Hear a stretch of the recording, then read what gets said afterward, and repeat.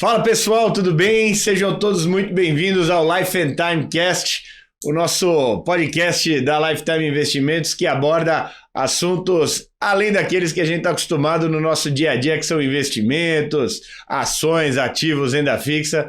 Aqui a gente fala de coisas gostosas e confortáveis e como vocês estão vendo aqui na mesa, aqui o papo vai ser bom. Hoje eu estou com o Vitor Caretoni aqui, nosso sócio, recebendo o Bernardo Pinto. Bernardo que é um expert nessa área de vinhos. Ele que é diretor técnico da Zahil Vinhos, né, Bernardo? Se eu estiver falando alguma coisa errada, você vai me corrigindo. Mas foi o primeiro brasileiro da América Latina, inclusive, a fazer a formação, a ter o diploma em Wine and Spirits da W7, tá? Também é Italian Wine Ambassador da Vinitaly International Academy e hoje trouxe um copinho aqui, já são 8 horas da noite e a gente vai provar alguma coisinha, falar alguma coisinha desse assunto que é tão gostoso quanto o vinho, mas o Vitor vai passar um recadinho pra gente aqui. Boa, antes vou dar um presente aqui pro Bernardo, primeiro as boas-vindas, dar um presente da Inova Business School, que é o patrocinador aqui do nosso episódio. A Inova Business School é uma escola focada em tendências, em futuro. Eles têm um ecossistema completo ali de cursos, editoras, enfim, dão cursos para C-Level de tudo que você pode trazer para o seu negócio olhando as tendências do futuro, mas aplicando no seu dia a dia aí para alavancar resultados. Então, Bernardo, por favor, a leitura é excelente. Então, espero que você aproveite aí bastante. Rapaz, então eu vou deixar para abrir depois. Tá, boa. Com certeza, fica tranquilo. Eu tenho certeza que vai ser útil. É isso. Legal. Muito obrigado. Vamos começando então. Bernardo, você tem aqui uma trajetória bem interessante com relação aos certificados e tal, mas dá um resuminho na tua passagem para nossos espectadores aqui entender o que é o Bernardo nesse mundo do vinho hoje. Tá bom.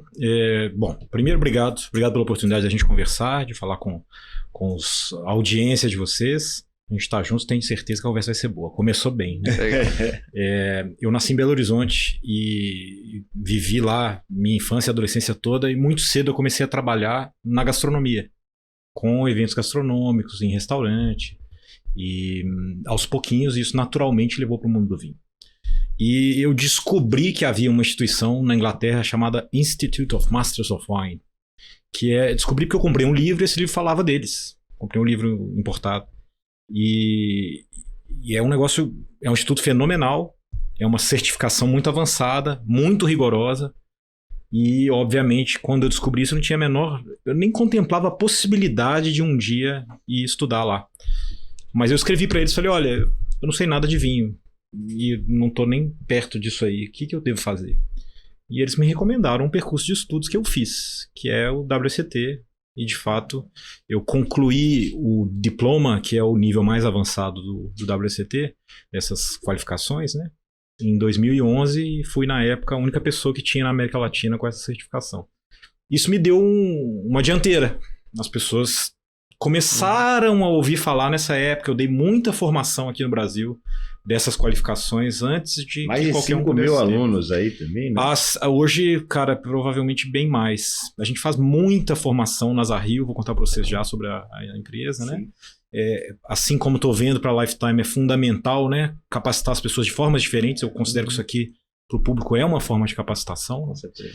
Para nós é muito importante, no mundo do vinho é muito importante que a capacitação seja contínua. Então tem muito aluno e muitas pessoas que hoje são formadores, inclusive do WCT, de outras coisas, foram meus alunos e é um prazer imenso porque eu considero também que formar é das melhores formas de aprender. A gente aprende demais quando ensina. Com certeza.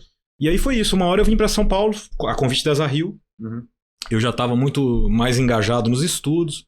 A Zahil me chamou para vir para cá para cuidar do portfólio de vinhos da empresa. E hoje, na verdade, já com 18 anos de empresa, eu faço um pouquinho de tudo. Legal. Cara, então vamos lá.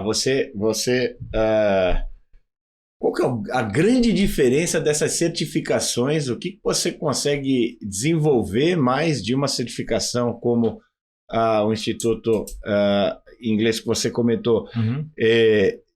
ele falou, faz esse primeiro. Qual que é a grande diferença de você fazer uma certificação inicial para uma mais complexa? Aonde você consegue chegar com Marcelo, isso é uma forma de organizar os estudos. Tá. Como em qualquer assunto, o conteúdo é interminável. Qualquer assunto que a gente pegar, hoje a gente está num ponto de conhecimento, né? Que qualquer assunto é interminável. Então, se você só for, ou você pode se confundir muito, gastar muito tempo, fazer pouca coisa, ou você não vai ter uma interação com o mercado que seja adequada. Claro, em outras áreas, essas certificações, qualificações, elas servem inclusive para uma segurança de mercado. O cara não pode ser médico sem se certificar, né? Na área dos investimentos, financeiros, etc., também tem um monte de controles. No negócio do vinho, isso não é indispensável, porque não tem uma segurança, né, a se manter aí no sentido da comunicação, da venda, né, do ensino do vinho. Mas ainda assim, as pessoas querem ter um mínimo de segurança e um mínimo de padrão e de orientação. Então, o WSET é um instituto muito organizado, que nasceu por iniciativa do Instituto dos Master of Wine, que é um instituto também, como eu disse antes, muito rigoroso. Então, ele serve como baliza. Mais que nada, ele é uma forma de você organizar a forma de aprender e depois de você dizer para o mercado, olha, não sou eu que estou dizendo, tem aqui um grupo de pessoas que organizou isso e que diz que eu já segui algumas coisas, eu já me organizei também no meu estudo em algumas coisas. Se você começa no básico, é muito básico. WSET nível 1 é uma forma da pessoa se aproximar do vinho. Alguém que não sabe nada. E daí qualquer leigo pode se inscrever e fazer um cursinho básico de vinhos. Isso. Legal. E é isso. Fica a dica, Marcelo. E tem outras formas, lógico. Tem muitas escolas de certificações diferentes. Essa foi a que eu escolhi e é a que eu recomendo porque eu confio na forma com que está organizado. Tá. Como todos os lugares, tem problemas, tem polêmicas, né? Mas é uma forma interessante. Legal. Em qual certificação, em qual certificação você chega num nível que eu vi num vídeo da internet que a moça pegava, cara, tinha lá ela acertava a safra, onde era, que viu que era, cara, ela dava A internet é uma beleza, né? Porque o povo vê como é que eles falam, vê o corte e não vê o corre, né? Vê o close e não vê o corre. Cara, você não precisa de certificação para isso. Tem muita gente que treina o suficiente para isso sem ser certificado. As certificações são uma forma de você organizar seus estudos para que você possa, se quiser, chegar nisso. Porque isso não é indispensável. Claro. Isso apresentado assim como a gente vê nas séries e na internet, é um truque de salão, é divertido de ver. É um corte, né? É o corte. Existe uma teoria e uma utilidade por trás disso, que é você pegar um vinho sem saber o que ele é, ou um vinho que alguém te declarou que é alguma coisa, e conseguir, sem mais informações, falar, olha, isso pode valer mais do que o que você está dizendo, ou deveria valer menos, ou não me parece que é de onde você está dizendo que é. Mas hoje isso é pouco útil. O mais importante desse processo é que você atinge um nível de capacidade analítica que te permite tomar decisões muito acertadas ou muito bem pensadas. Você falou uma coisa muito importante aqui, que não é muito útil. O negócio é você ter a quantidade de informações para você ter a assertividade na tua, né? Porque no final do dia você está procurando prazer naquela bebida, aquela bebida que, putz, dá o estalo que você fala, isso aqui me agrada, né? Sim. Bom, um profissional tem mais do que o prazer, né? Correto. O profissional precisa tomar decisões profissionais. Aqui, consumidor. É isso. Um consumidor pode se divertir fazendo um show de olha só como eu sei o que é isso. Impressionar, falar difícil. Mas não é sem importância. É só que é dada a importância só para um micro pedacinho, que é esse de ser capaz de dizer o que é sem saber antes. Claro. E o que importa realmente é o que você faz com o que você está percebendo ali, né? Qual decisão você toma com as coisas que você está percebendo ali. Pô, legal. No WSET nível 4, você já tem treino suficiente para fazer isso com muita capacidade de acerto, ou, o que é mais importante, com uma capacidade de erro justificável. Errar acertando, eu acho que é tão interessante quanto ou mais do que simplesmente acertar. E no Instituto dos Master of Wine, os exames requerem que você seja muito capaz de analisar sem saber o que são os vinhos. As provas requerem isso. Então, se você chega a prestar exames para Master of Wine, você tem que estar muito afiado nisso. E é esporte. Se você deixar de fazer isso durante uma semana, você perde fio. Tá. Se você deixar de fazer por 1 mês, por 6 meses, por 1 ano, você vai ficando cada vez menos hábil. Legal. Interessante. Então, Só fazendo um parênteses aqui, para o pessoal que está nos escutando, WCT escreve WSET. Isso. Né? Só que a gente fala WCT, mas para quem for procurar aí na internet, WSET. É o Wine and Spirits Education Trust. Boa. Muitas palavras. E falando ainda de carreira, Bernardo, você tem um outro que não é um certificado, mas é um cargo, eu entendo, né? O Italian Wine Ambassador, que é um embaixador aí de vinhos da Itália. Pelo que eu entendi. Qual que é essa experiência? O que esse papel envolve? Enfim, como é que você conseguiu? O que ela traz para você? Também é um certificado. Porque se tornam ambassadors quem passa por uma formação e uma examinação. Tá bom. É um curso organizado pela Vinitaly, que é a maior feira de vinhos focados na Itália que existe. Tá bom. É uma feira com muitos anos, eles têm mais de 30 anos de feira. Acontece todos os anos na Itália. Eles já organizam, inclusive, umas versões pocket ao redor do mundo. Tem, sei lá, na China, nos Estados Unidos. E eles se deram conta de maneira muito inteligente, tem lá uma consultora internacional fenomenal, que é a Stevie Kim, de que eles poderiam comunicar melhor, que é uma coisa que talvez todo negócio precise, mas sem dúvida toda a região do vinho precisa. Comunicar melhor, defender melhor, carregar a bandeira do vinho italiano de forma melhor, se eles capacitassem. Que é o que a gente estava falando agora há pouco. Então eles começaram a escolher pessoas ao redor do mundo, profissionais principalmente, às vezes comunicadores, importadores, sommeliers, etc., para dar capacitação contínua. Então eles fazem uma primeira, se você supera essa capacitação, você se torna um embaixador, e eles continuam oferecendo. Então eles oferecem ao longo de todo o ano transmissões, viagens, visitas, degustações. Durante a feira, que acontece em abril, em Verona, na Itália, sempre tem uma programação para os embaixadores. Legal. E basicamente o que eu preciso fazer com isso é continuar replicando. É continuar informando pessoas de forma mais competente possível sobre os vinhos italianos. E é uma coisa que eu faço com muito prazer. A Itália é minha segunda casa, eu adoro. Fantástico. E vocês lá na Zahil, conta um pouquinho, o que é o grande diferencial de vocês aí nesse... A Zahil é uma empresa, acho que começa pelo tempo de vida. É uma empresa de importação que tem 38 anos. E que você lá tá 18. Eu tô a 18. Eu cheguei, já tinha 20, mas nós acumulamos 38 anos de vida. Eu acho que não é nada trivial isso, né? Nos negócios, em geral, não é brincadeira. Já tem algumas crises passadas aí. Puxa, Pegou todos os planos de moedas que o Brasil já viu. Então, e várias outras coisas. Covid, não sei, explosão de câmbio, né? Essas coisas todas realmente... Exato. É uma empresa familiar, são 2 irmãos, o Antônio e o Sérgio, que começaram importando e exportando alimentos e em determinado momento, com um pouquinho mais de estabilidade, já superadas as crises, né? No final da década de 90, o Antônio decidiu que ia parar com os alimentícios. Ele convidou o Sérgio para trabalhar com ele. Antônio é francês? O Antônio é libanês. O Antônio e o Sérgio são libaneses. Tá, então eles têm como língua mãe o francês. Mas estão no Brasil há 40 e passa anos, eles falam português fluentemente. Isso é a casa deles. Inclusive eles vão bem pouco ao Líbano, levaram muito tempo para voltar ao Líbano, e com a tristeza da situação atual, certamente vão demorar um pouco de novo para ir. Mas eles montaram esse negócio com a ideia de ou transformaram a Zahil para focar no vinho, com a ideia de construir algo que pudesse contribuir para o mercado. Então, o ponto-chave dessa história é que o primeiro critério é a qualidade de vinho. Eles contrataram um consultor na época, que é o Jorge Luque, que é meu grande mestre, meu grande amigo, me ensinou imenso do que eu sei, abriu imensas portas para mim depois que eu cheguei em São Paulo. Mas o Jorge tem essa capacidade de degustação que é fenomenal. Ele prova com uma precisão, ele tem uma memória de prova incrível. E ele criou essa baliza do que seria a qualidade técnica mínima para fazer sentido um portfólio de vinhos respeitável, que contribua para o mercado. E é isso que a gente faz. Então a gente escolhe vinhos que vão trazer para o mercado algo, que vão acrescentar algo para o mercado e que tenham essa qualidade mínima.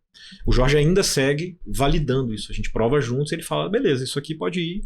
E se ele fala não, mesmo que comercialmente aquilo possa ser útil, porque acontece, tem uma marca importante, ou mais um vinho de uma linha que a gente já vende bem, já aconteceu, de eu ter um produto que eu tenho certeza que eu poderia vender quantidades imensas, que eu já tenho cliente esperando.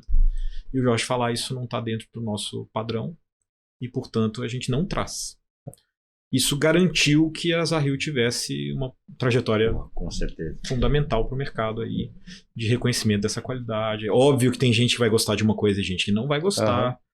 É claro que existem diferenças de qualidade entre faixas de preço, sim. Sim, com certeza. Né? Mais investimento na qualidade traz um custo maior, sim, e isso se reflete no produto. Mas a gente se baseia nisso aí. Hoje está no Brasil inteiro. Nós temos praticamente todos os estados, a gente tem um fluxo contínuo de negócios. Temos uma loja aqui atrás. Nós estamos do lado da loja da Zahil, no Itaim, em São Paulo. Temos uma loja em Campinas e temos um showroom em Recife.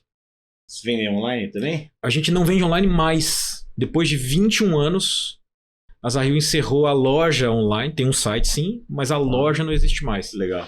Porque o mercado mudou e a gente acha que é mais importante apoiar os nossos clientes que vendem online do que fazer a venda direta online nós mesmos. Fantástico, porque e apostar na experiência de ir lá comprar e você poder ter ali o consultor ali no ao vivo falando, perguntando detalhes que você...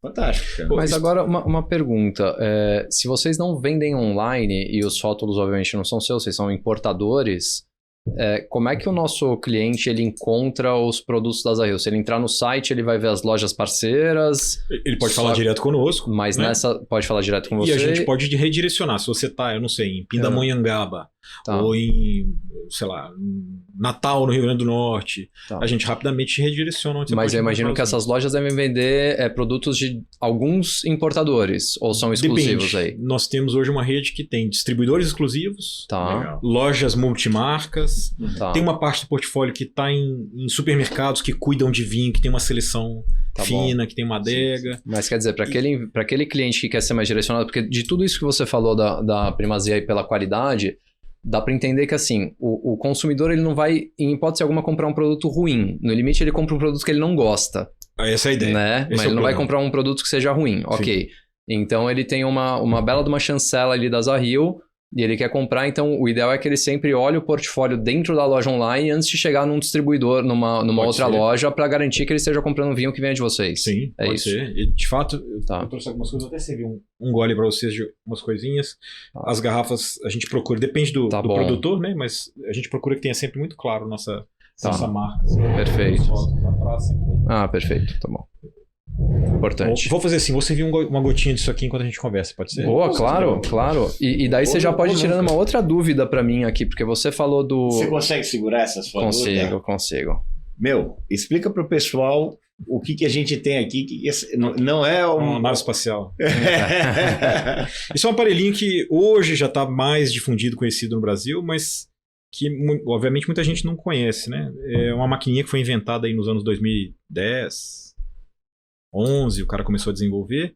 Eu tive a possibilidade de começar a usar isso em 2013.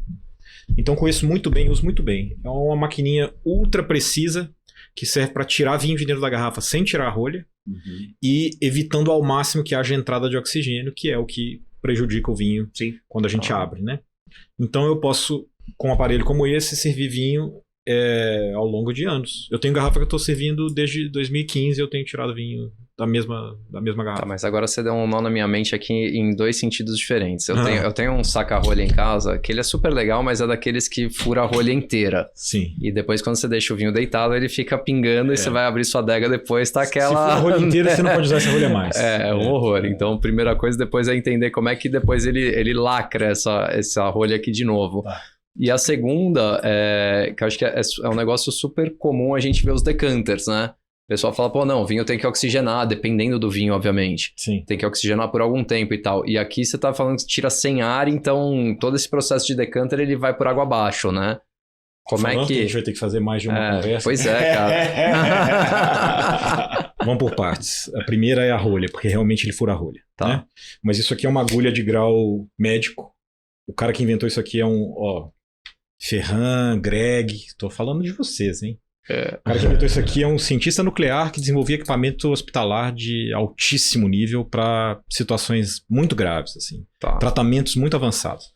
Então ele entendeu que se ele usasse uma agulha fenomenal, ele trabalhou com agulhas durante um tempo, você imagina, o cara é especialista em agulha. Se ele desenvolvesse uma agulha muito boa, ele podia furar a rolha E porque a rolha é um negócio incrível, é melhor se a gente não começar a falar de rolha, porque eu fico louco. A rolha é um negócio incrível, ela se expande de novo. Sim. Quando você fura ela, vocês veem, quando você tira uma rolha de uma garrafa, depois de um dia ou dois, ela tá maior, né? Então ela ocupa de novo aquele espaço. Você passa com a agulha, ela abre caminho e depois esse espaço é ocupado de novo, então a rolha fica razoavelmente desde que seja lacrada. extremamente fino. Okay. Desde que seja uma agulha muito precisa, né? Muito boa. E aí o truque tá em fazer sair vinho sem entrar ar. O cara teve boas ideias aí, ele fez isso. Segunda parte da sua pergunta sobre o decanter, eu acho que é uma das coisas mais bonitas que tem no serviço do vinho, mas das mais superestimadas, assim. Raramente a gente precisa de um decanter. A gente precisa quando o vinho tem características muito específicas ou quando a gente quer alguma coisa que aconteça especificamente com o vinho. Em geral, pela ação do oxigênio. A gente quer que o oxigênio atue sobre o vinho.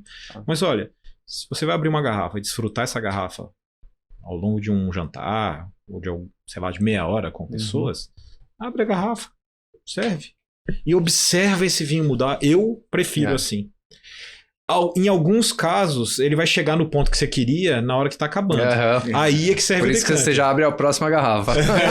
É melhor ainda. Você já vem você abre duas juntas. Uma você começa e a próxima... Na 12ª aí...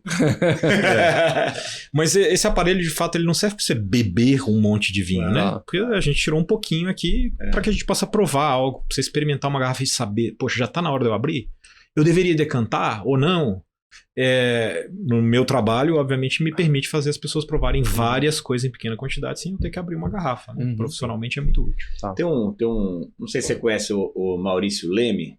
Ele é diretor de spirits da La Pastina, e eu fiz uma degustação de whisky com ele, e a grande diferença a grande diferença desse mundo do whisky é que você abre a garrafa, né? E não tem problema. Não tem problema, né? E o vinho, obviamente, sem esse aparelho aqui que você trouxe, você tem que abrir e tomar a garrafa. Ou tomar quase todos, né? De fato, eu trouxe uma que já está aberta porque é um tipo de vinho que não tem esse problema. A gente fala dele já. Legal. Conta um pouquinho desse aqui, então. Eu estive para vocês um Beaujolais, que é um vinho que no Brasil, no passado, teve muita fama, mas era uma fama que... Há anos que eu não ouço falar de Beaujolais. Foi uma fama que terminou prejudicando ele. Porque terminou fazendo o vinho ser muito caro num estilo de Beaujolais que era um vinho simples, que era o Beaujolais Nouveau. Beaujolais Nouveau, isso aí. O Beaujolais Nouveau era o Beaujolais que era lançado imediatamente depois da colheita. Colhe as uvas, processa assim que tem um vinho fermentado, normalmente o mais simples, o mais fresquinho, lança esse vinho. É uma delícia de vinho, mas é um vinho simplório. Pô, foi mais 10 anos que eu não ouço, até mais, talvez né? mais. 15 anos que eu não ouço o Beaujolais Nouveau. E aí isso inflacionou bastante o Beaujolais e as pessoas começaram a desrespeitar o vinho e achar que ele era qualquer coisa. Entendi. E eu trouxe um Beaujolais sério para vocês. São dois irmãos que estão em outra região, na verdade, na França. O Beaujolais fica ao sul da Borgonha, entre a Borgonha e o Rhône. Eles moram no Rhône. E esses dois caras bebem em casa. A família bebe Beaujolais. Então, quando eles foram fazer o primeiro vinho deles, eles quiseram fazer um Beaujolais. Legal. Domaine de Fa, se chama, são os irmãos Graillot. Beaujolais Ambessé. E apesar de ainda ser um vinho muito fresco e comparativamente leve, porque é a característica da uva. Com todo o meu conhecimento, eu detectei que ele é um vinho leve. No mundo do Beaujolais, esse é um Beaujolais que tem um pouco mais... com bastante aroma, assim, bem muito perfumado. Bem perfumado. E tem até uma tonalidade quase fosca, né? Esse é um vinho que é mais claro, porque é feito com uma uva chamada Gamay, que é uma uva que gera menos cor, menos estrutura, menos volume do que outras. Mas ainda assim, esse é um Beaujolais mais denso, mais estruturado e mais rico do que outros, sem dúvida, do que os Nouveau do passado. Eu gosto muito, é um produtor pequenininho, é uma raridade, a gente traz muito pouco. Da onde mesmo? Desculpa, eu perdi. Chama Beaujolais a região, mas nós estamos falando do sul da Borgonha, na França. Ao sul da Borgonha, ao norte do Rhône, no leste francês. Mas eles são muito pequenininhos, a gente traz pouco vinho. Isso não é um vinho que você acha em qualquer lugar. Talvez na mão de um sommelier de restaurante mais refinado, numa loja que selecione muito vinho, poucas, e diretamente com a gente, sem dúvida, né? Legal. Bastante artesanal, bem bacana. Legal. Você sabe que eu me interesso mais por essas características, se mais artesanal. Eu gosto muito mais da descoberta do que do que o de sempre, sabe? Do que, enfim... Você é o público ideal para todos os profissionais do vinho. A gente queria que as pessoas quisessem descobrir, provar e tudo, né? Tá. Tem uma segurança no de sempre, mas, poxa, tem uma diversidade tão bonita no mundo do vinho, né? Tanta coisa tem para descobrir. Você pode desfrutar todo dia um negócio novo e escolher aquilo que você vai ter na sua gavetinha da segurança para um momento. Ah, esse aqui, aquela pessoa vai gostar. Legal. Esse aqui, sei lá, no dia que eu estiver na beira da piscina, é fenomenal. Tá. E ir descobrindo isso e tendo essa coleção é o grande barato, né? Eu acho. Para mim, sim. Eu vi no site de vocês, inclusive, que vocês têm alguns rótulos que estavam lá classificados como vegano, biodinâmicos e não lembro mais o que. Todo vinho não é vegano? Não. Tem os que tem estabilização, né? Tem algumas etapas do processo de produção do vinho que podem usar materiais de origem animal. Tá. E aí, inclusive, tem um debate. Se eu uso um cavalo para arar um campo, o meu vinho é vegano ou não? Uau. Como eu não sou vegano, esse debate não é meu. Mas tem veganos que questionam. Se você usa um cavalo para trabalhar, o produto não é vegano. Bom, tem outros que não. Não pode ter aqui dentro algo que um animal, que era parte de um animal, sei lá. E se usa, por exemplo, clara de ovo, se usa cola de peixe, se usa... Eu acho que esses são os principais elementos, assim, que são elementos de estabilização, de filtragem do vinho. É uma estabilização muito natural, pouco agressiva, muitas vezes, para que o vinho fique bonitinho, assim como a gente gosta de ver. Não é absolutamente necessário. Então, você pode substituir isso ou por materiais vegetais, ou não fazer, tratar de outras formas para que o vinho termine sendo apto para quem é vegano. Tem se tornado mais tendência esse tipo de assunto nas suas... Sim, as formas diferentes, as considerações de cuidados diferentes, não só o vegano. O vegano, sim, mas não é tanto. Mas se a gente somar vegano, biodinâmico, como você mencionou, sustentável, orgânico, tem várias formas diferentes de se preocupar com o que está sendo feito com o que você está consumindo, qualquer coisa que seja. E essa conversa, sem dúvida, é tendência. Ela não é só moda, ela foi moda. Hoje é uma tendência real, a gente tem uma preocupação com coisas. Aí já fazendo o gancho, você pode consultar o nosso patrocinador da Inova Business School para ver se isso é de fato uma tendência Eles fazem estudo de mercado. Essa turma da Inova, o negócio deles é tendência, né? Brincadeira é futurologia, enfim, descobrir qual que é o próximo comportamento. Futurologia que com o menor erro padrão, com o menor desvio padrão aí, né? Certamente sustentabilidade está no meio do que eles estão vendo em várias áreas, porque é uma questão em qualquer negócio praticamente. Sim. Não, legal. E acho que a gente até começou a dar uma pincelada aqui. Me corrija se eu estiver errado, porque... O brasileiro aumentou um pouco a média de consumo de vinho anual. Sim. Né? É um aumento não sei se saiu agora alguma publicação. Não, desde a pandemia teve uma mudança de comportamento durante a pandemia, sem dúvida. A forma de consumir álcool especificamente durante a pandemia mudou um pouquinho em direção ao vinho. Você toma chopp no bar. Em casa você não toma chopp.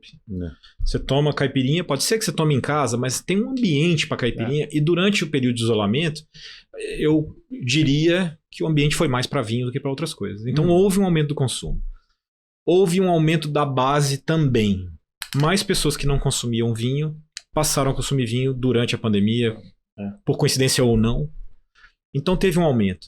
Mas também teve retração e tem muita flutuação. Bom, nosso mercado flutua não só no vinho, né? Flutua bastante. Tem uma elasticidade nesse tipo. Tem bastante. Eu sou da convicção de que isso é uma base para um futuro. Aconteceram mudanças que geram oportunidades para um futuro mais amplo do vinho no Brasil. Mas as coisas flutuam tanto que também pode ter um revés muito fácil em qualquer momento e inverter isso. Vocês sentem que a temperatura influencia muito? Quando a gente está nessa onda de calor, assim, 30 graus para cima, a venda vai lá para baixo? Drasticamente. Eu acho que se houve algo bom nessa onda que parece interminável de calor e que agora virou uma onda de loucura, né? De manhã tem calor, de noite tem frio. É que as pessoas mudaram um pouquinho a chave do consumo de vinho. Porque, tradicionalmente, a gente vê que quando esfria, aumenta muito o consumo de vinho. No Brasil, as pessoas têm uma imagem do vinho tinto como sendo o vinho principal. E isso não é realidade, né? É só uma referência cultural, de mercado. E então, quando faz mais calor, quando chega a temporada de calor, as pessoas normalmente diminuem o consumo de vinho e aumentam de outras coisas. Cerveja, coquetéis, sei lá. E com essa onda muito permanente de calor, eu acho que houve uma mudança de chave. Eu tenho observado que as pessoas que primeiro mudaram, bom, não é hora de tomar vinho, agora eu vou tomar o que eu tomo quando tá calor. Viram que o calor não ia passar e o calor não passa. Então, então as pessoas começam a falar, tá bom, agora eu não quero um chopp, eu não quero mais um coquetel, vamos tomar aquele vinho, mas vamos tomar um branco. Ou um rosé. E isso reforçou uma tendência real de mercado de incremento do consumo de brancos. Vem aumentando o consumo de brancos nos últimos anos. E nesses últimos meses, nesse último par de anos em que o calor foi muito mais evidente e presente, o consumo de brancos aumentou ainda mais do que acelerou a curva de consumo de brancos. O que eu acho excelente. E o que tem sido buscado nesse campo aí de vinhos brancos? Você diz pelo público? E regiões, enfim. Se a gente for olhar estatisticamente, é o garantido. Então são as regiões que são segurança para o consumidor. Normalmente são nossos vizinhos, Argentina e Chile. São os dois grandes fornecedores de vinho para o Brasil. E normalmente são as variedades que provavelmente nosso público conhece, no mínimo de ver por aí. Chardonnay, Sauvignon Blanc são as que todo mundo sente uma garantia porque vê muito, né? E de fato porque são uvas que desempenham bastante bem quase em qualquer lugar. Elas são mais fáceis de cultivar, mais fáceis de vinificar e mais fáceis de tomar. Então, elas são garantias. Mas também tem crescido o interesse, como cresceu o interesse pelos brancos, tem crescido o interesse por procurar coisas justamente para sair do mais um Chardonnay, mais um Sauvignon Blanc, mais um argentino padrão, né? Então, por exemplo, o vinho verde, que também no Brasil teve muita força. Desculpa a minha pequena ignorância aqui, mas o vinho verde é só em Portugal? É só em Portugal. Vinho verde, na verdade, hoje é o nome de uma região de produção. Igual Beaujolais, é a região dos vinhos verdes. É uma denominação de origem. E esses vinhos foram muito importantes no mercado brasileiro, sei lá, 25 anos atrás, mais ou menos. Ainda são muito importantes. Mas numa faixa de grande volume e nem sempre de muita qualidade. Então eles também passaram a sofrer preconceito, assim como o Beaujolais. As pessoas passaram a olhar, não, vinho verde não é bom. E não... Tem coisa ruim em todo lugar e pode ter coisa boa em quase todo lugar, né? Então tem hoje um crescimento importante do vinho verde, seja no volume, que as pessoas irem procurar vinhos verdes interessantes de pequenos produtores ou de mais cuidado na produção, de variedades de uva específicas. Tem um interesse aí. Legal. Para mencionar um branco que eu tenho visto crescer, inclusive estatisticamente. Mas várias outras coisas. De fato, a gente tem importado cada vez mais... Nas novidades, cada vez mais são coisinhas, vinhos brancos de regiões muito específicas. Que legal. Tem sido uma busca nossa como importador, como formador de mercado e como bebedores também, que a gente gosta. Legal. E a vaca leiteira lá continuam, imagino, sendo os... Nas Rio especificamente? Sim, nós temos... algumas grandes marcas, alguns nomes importantes. Eu trouxe um pequenininho, mas já vou contar para vocês de um grande. E talvez os dois nomes mais importantes de todos, que garantem estabilidade do negócio, que trazem reconhecimento, etc., sejam um produtor argentino, que é a Rutini, um clássico produtor argentino, e um produtor português, que é a Casa Ferreirinha, que é um grande nome em Portugal. São regiões que têm um vínculo com o público brasileiro, que o público reconhece, né? Seja Mendoza aqui, o Douro em Portugal, e que sim, são uma boa base do nosso trabalho. E de fato, hoje eu trouxe um português, a gente fala, não literalmente Douro, mas os outros eu não trouxe. Eu não trouxe Argentina nem Douro. Eu trouxe o nosso Beaujolais como algo artesanal muito pequenininho. E eu posso servir para vocês já um vinho da Rioja, na Espanha, que é um grande clássico espanhol. Vinho Ardanza é um dos grandes ícones da Espanha. Já tomou? Já. Fico feliz. Já. La Rioja Alta é uma vinícola também familiar, mas outra escala. Isso aqui é absolutamente feito à mão por poucas pessoas. Isso é um belo negócio construído há mais de 100 anos, estruturado. A família segue à frente dele, mas uma operação diferente. Uhum. Eles envelhecem muito os vinhos antigos pro mercado. Os vinhos espanhóis eu tenho notado uma presença maior. Eu acho, não sei se eu estou descobrindo mais, né? Tomara que seja eu trabalhando. Muito provavelmente. Mas o que eu tenho notado, enfim, eu acho que eu entrei numa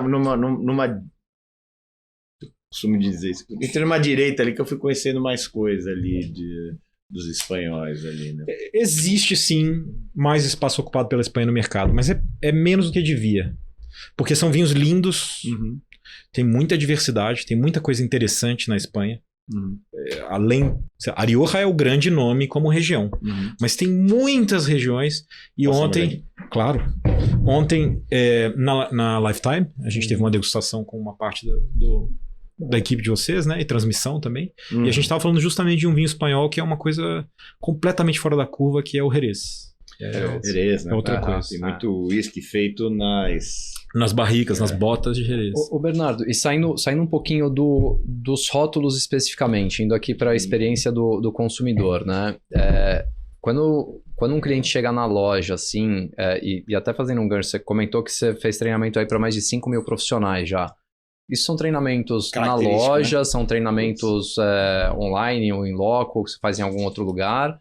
Então, é essa pergunta e também um pouco como é que é a experiência na loja, né? Eu acho que o cliente, ele chega ali, ele vai fazer essa degustação, ou tem alguns dias de encontros, de repente, que vocês falam de vários rótulos. Conta um pouquinho disso pra gente, por favor. Sobre as formações, a gente faz todo tipo de coisa. Eu já fiz todo tipo de coisa. Tem formação online, muita. Tem cursos como os cursos do WCT, com regras muito rígidas. Tem cursos de prazer, muito para quem gosta e quer aprender um pouquinho mais. Por exemplo, numa loja de vinhos, na nossa loja de vinhos, num restaurante, tem um pouquinho de tudo.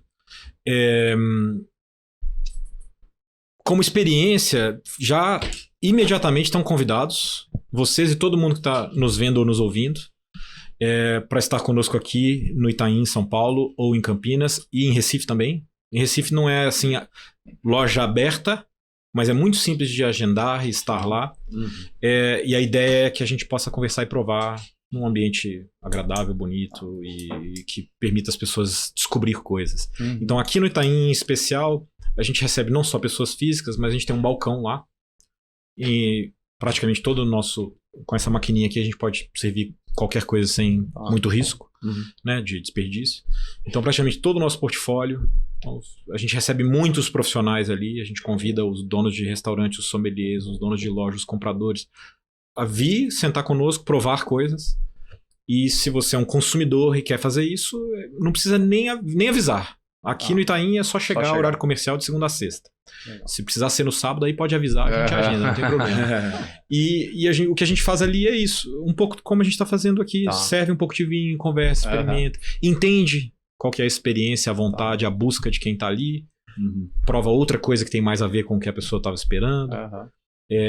E o que a gente fez nos dois espaços, a gente quis diminuir muito aquela coisa da clássica loja de vinhos. Muito, que era meio uma caverninha, assim, né? Muito escuro, sei lá. Aqui é um jardim. É um cubo transparente no meio de 2 jardins. E gosto de acreditar que as pessoas gostam. Que legal. Sim, legal. Isso cria conceito, né? É legal, experiência. É acolhedor, pode vir, vem. Se tá de chinelo, pode vir. Se tá de terno, pode vir. Pra gente poder desfrutar e descobrir juntos. Esse aqui é mais forte que o Beaujolais. Ele seca um pouco mais, né? Ele é mais encorpado e seca um pouco mais a boca. Isso é um Rioja clássico, com bastante envelhecimento prévio. Esse vinho é de 2016 e é a safra atual. Não é que é uma garrafa que estava guardada para um dia.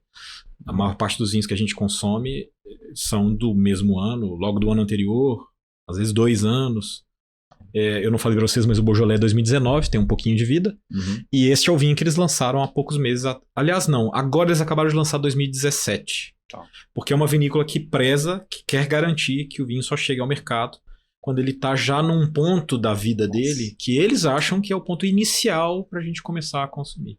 Fantástico. Então você tem aí uma riqueza de aromas, de texturas, de sabores que derivam da qualidade e desse cuidado aí de não colocar o vinho imediatamente no mercado. Isso que é o barato do vinho. É muita delicadeza, né, cara? É muita informação, é muita coisa bacana, né, cara? Cara, eu fico pensando no produtor. O cara engarrafa tudo isso ali, tem que esperar anos pra soltar pro mercado. Nossa, tudo doido. De repente a conta bancária aperta, o cara se vê com aquele estoque, mas não pode soltar ainda, né? Você sabe a história do como que você faz pra virar milionário, né? Tem imagino. vários negócios, mas no mundo do vinho é a mesma coisa. Você começa bilionário. Bilionário e compra uma vinícola. Porque é o negócio com o retorno mais lento da história. Né? Eu já ouvi isso só com o setor de aviação. Essa bilionário e compra uma empresa de aviação. A clássica é aviação. Mas no vinho funciona igual. Porque é muito trabalho, muito tempo, muito sujeito à natureza. A gente depende completamente do que está acontecendo. E tem um outro negócio que é a ponta final, né? Tem toda essa cadeia que é a produção. E depois você tem uma parte que ela é relativamente curta, mas eu imagino que extremamente importante, que é assim, é o momento em que esse vinho sai ali da Europa e chega no Brasil. Como é que ele vem acondicionado ali no navio, se ele tá refrigerado, se não tá, quando ele vai chegar no Porto de Santos ali, cara, vai desembaraçar em uma semana ou vai ficar 40 dias debaixo do sol. Pura aventura, cara. Pura aventura, né? E aí conta um pouquinho, eu acho que essa é uma parte do processo que vocês devem botar uma lupa especial, eu imagino, na Zahil, né? Talvez uma das vantagens de ter tanto tempo é que a gente tem muitos processos que já estão estabelecidos, né? E talvez a desvantagem de pensar assim, e não é o que a gente faz, é que você precisa se adaptar assim mesmo. Seja porque a gente está no Brasil, onde as coisas mudam e variam, e atrasam, e sei lá o que, assim, loucamente, seja porque os tempos mudaram. E as coisas funcionam diferente do que funcionavam 30 anos atrás, né? Mas ter essa experiência garante que a gente tenha redes de contato com, por exemplo, operadores logísticos, que a gente tenha um reconhecimento, inclusive, dos auditores fiscais. Eles sabem, depois de todos esses anos, que quando eles abrem um container das Zahil, eles podem procurar o que eles quiserem. Eles vão achar os vinhos que estão declarados, com a documentação. Pode ter algum erro eventualmente, mas com a documentação que deveria ter. Então é raro a gente ter um atraso que às vezes acontece por conta de uma dúvida de um fiscal de se por acaso ali não tem uma coisa, sabe? Os containers varia muito a forma de navegar. Nós trabalhamos só pelo mar. Aqui na América Latina você pode fazer terrestre também, né? Da Argentina ou do Chile. Varia muito, varia de onde que vem, de quando que vem, de que produto está trazendo, e a gente decide isso em função do que a gente vai fazer. Neste momento a gente está numa crise mundial logística, não sei se vocês têm ouvido, provavelmente, né? Restrições severas, disputa por containers ou por vagas em navios. Complicação ali para atravessar complicações em pontos-chave em função de guerra. Nós tivemos um momento ridículo do navio atolado no canal de Suez que mudou tudo. Tem essa coisa da compra instantânea de tudo vindo de qualquer lugar, normalmente da China, que reserva muito navio, né? Então hoje o custo é um problema muito grande. E a gente escolhe muito quando a gente vai gastar mais para proteger vinhos e quando a gente vai gastar menos. Tá bom. Isso depende de onde que eles vêm, de qual temperatura que eles vão viver, de perfil do vinho. Tem vinho mais frágil, vinho menos. A carga refrigerada acontece de vez em quando. Não é sempre não, porque a carga refrigerada é caríssima e tem problemas reais. Tem problema do tipo, chega em Santos, nós já vivemos, chega em Santos e ninguém liga na tomada. Ou liga, mas alguém desconecta. Isso já passamos por isso. Mas tem formas... Tem jogos aí. Acho que você deu um pano ali de por que é importante, é o que a gente acredita também, de ser comprado um importador já com renome do que comprado um aventureiro. Faz diferença. Eu acho que, cara, o risco que você corre... Você pode até pagar um pouco mais caro, mas o risco que você corre é muito menor. Faz diferença. Você nota já muita coisa que tá dentro do que a gente consegue encontrar num vinho como esse aqui. Isso aqui ele tem que ter um cuidado para chegar aqui, né, meu? Não dá para chegar um vinho aqui, porque nem a gente tem visto muito isso através dos chamados coiotes, né, que estão trazendo esses vinhos. Pô, não dá para tomar isso aí, cara. Você vai tomar um vinho... Não dá nem pra saber se é esse o vinho de verdade. Porque a maioria só compra do cara que tá vendendo barato. Lógico. E muitas vezes não é o vinho de verdade, de fato. Sei lá, não é que só vendam vinhos falsificados ou qualquer coisa, mas tem uma chance maior de pegar. Tem muito. Eu servi um terceiro que eu sei que a gente tá com o tempo apertadinho, mas se vocês quiserem a gente serve de novo dos outros, tá? O que é esse? Vamos lá. Depois que acabar o programa, a gente pode ficar aqui. Pode. Esse terceiro vinho é um clássico que a maioria das pessoas conhece como região e como estilo, que é o vinho do Porto. E esse é um Tony de 10 anos de média. Então aqui dentro tem vinhos de anos diferentes, somados dá uma média de 10 anos de envelhecimento.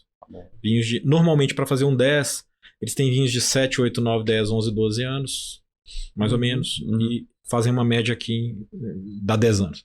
10 é um ponto muito confortável e interessante no Porto, porque já tem muita evolução, já tem o tempo, mas ainda tem muita vivacidade. É bom.